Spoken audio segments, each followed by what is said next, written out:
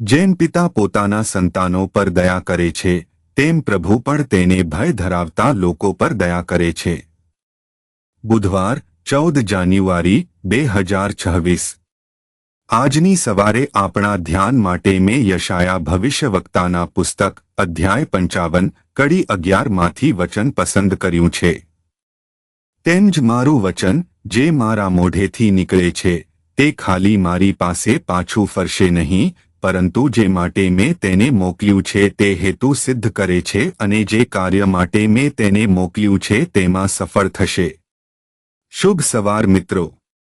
પરમેશ્વરને એક હેતુ છે અને તેનું વચન તેના હેતુને સિદ્ધ કરવા માટે કાર્ય કરે છે.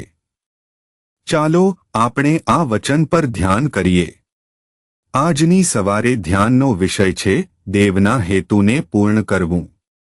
યશાયાના અધ્યાયમાં પ્રભુ પોતાના લોકોને તેના પર દ્રષ્ટિ રાખનારાઓ પ્રત્યે તેની દયા વિશે કહે છે અને તેઓ વિશે પણ કહે છે જેઓ તેમાંથી દૂર ચાલી ગયા છે. પ્રભુ ઈચ્છે છે કે તેઓ પાછા વળે, પ્રભુ ઈચ્છે છે કે તેઓ સમજે, પ્રભુ ઈચ્છે છે કે આપણે તેના પર ભરોસો કરીએ, પ્રભુ ઈચ્છે છે કે આપણે તેની તરફ નજર કરીએ.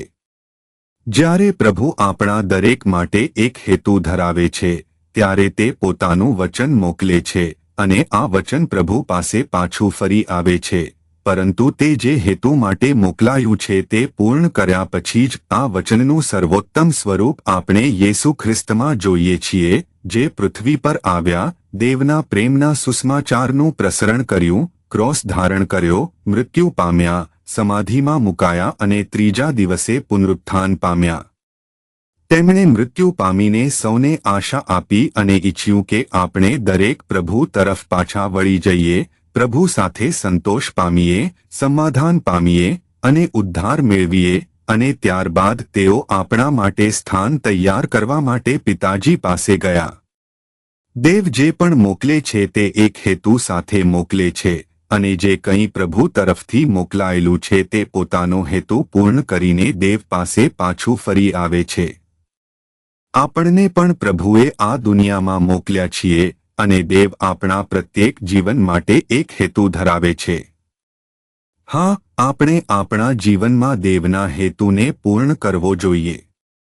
આપણું જીવન પ્રભુને ગમે તે પ્રમાણે જીવવું જોઈએ, પ્રેમ બતાવવો જોઈએ, સારું કાર્ય કરવું જોઈએ, આપણી જીવનકથાથી લોકો સમક્ષ સાક્ષી મૂકી જવી જોઈએ કે દેવે આપણા માટે શું કર્યું છે અને આ વચન વહેંચવું જોઈએ કે પ્રભુ દરેકને પ્રેમ કરે છે.